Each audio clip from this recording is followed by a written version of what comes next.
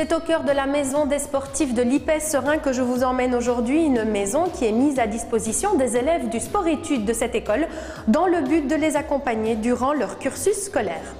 Une quarantaine d'élèves trouvent chaque jour le soutien scolaire utile pour leur réussite. Créée en 2014, la maison des sportifs se veut un lieu d'écoute et de remédiation pour ces élèves qui concilient sport intensif et études.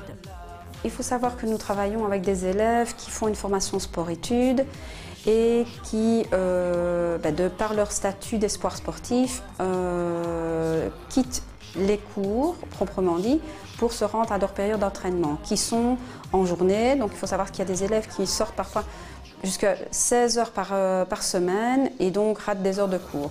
Ces heures de cours sont à rattraper évidemment pour avoir un suivi scolaire de manière optimale. Donc on a décidé de leur offrir, de leur octroyer un espace de soutien pédagogique.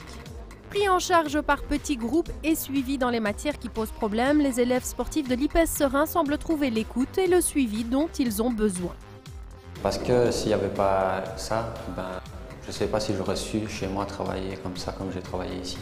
Il y a des profs, on les a mis à notre disposition et ils sont là pour nous aider parce que c'est vraiment important aussi. On n'a pas tout le temps des profs comme ça et ça nous aide beaucoup pour les cours qu'on rate quand on est au foot. Partagé entre le sport et les études, le rythme de vie est intense, raison pour laquelle une rigueur doit s'imposer pour les pousser vers la réussite. Le respect des horaires, pas d'utilisation évidemment de GSM ou autres appareils.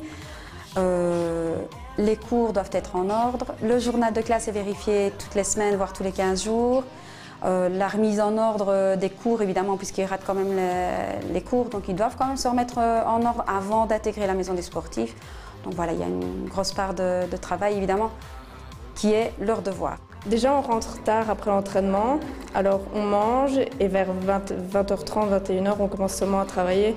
Et là, c'est vraiment dur parce qu'il faut vraiment se forcer à travailler, même si voilà, on est fatigué, mais il faut se forcer. On a un soutien au niveau des professeurs qui nous poussent à chaque fois à vouloir réussir.